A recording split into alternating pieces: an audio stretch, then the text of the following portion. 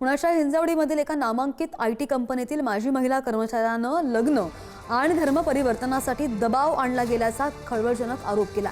हा दबाव धुडकावल्यामुळे कामाच्या ठिकाणी जाणीवपूर्वक क्लेशदायक वातावरण निर्माण करून छळ केला गेला।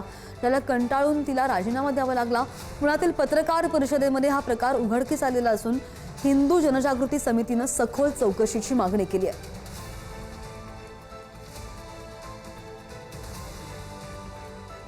33 वर्षाची महिला प्रोजेक्ट मॅनेजर विप्रो कंपनीमध्ये काम करत होती। तिला काही मीटिंगमध्ये तिने काही कुठल्या धर्माविषयी काही बोलल्यामुळे सध्या तिला कामावून काढले असं तिचं ऑब्जेक्शन्स आहे। आणि तिची जी लेडी बॉस होती, जी बेंगलोरला असते, विप्रो कंपनीतून तिचं काम पाहते, त्या लेडी बॉसच्या विरोधात तिचे काही ऑब्जेक्शनेबल तिने वर्ड वापरल्याबद्दल कंप्लेंट आहे।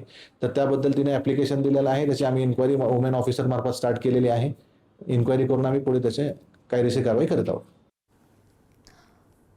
पुण्याच्या हिंजवडीमधील एका नामांकित IT कंपनीतील माजी महिला कर्मचाऱ्यानं लग्न आणि धर्म परिवर्तनासाठी दबाव आणला गेल्याचा खळबळजनक आरोप केलेला आहे। आणि हा दबाव धुडकावल्यामुळे कामाच्या ठिकाणी जाणीवपूर्वक क्लेशदायक वातावरण निर्माण करून छळ सुद्धा केला गेला।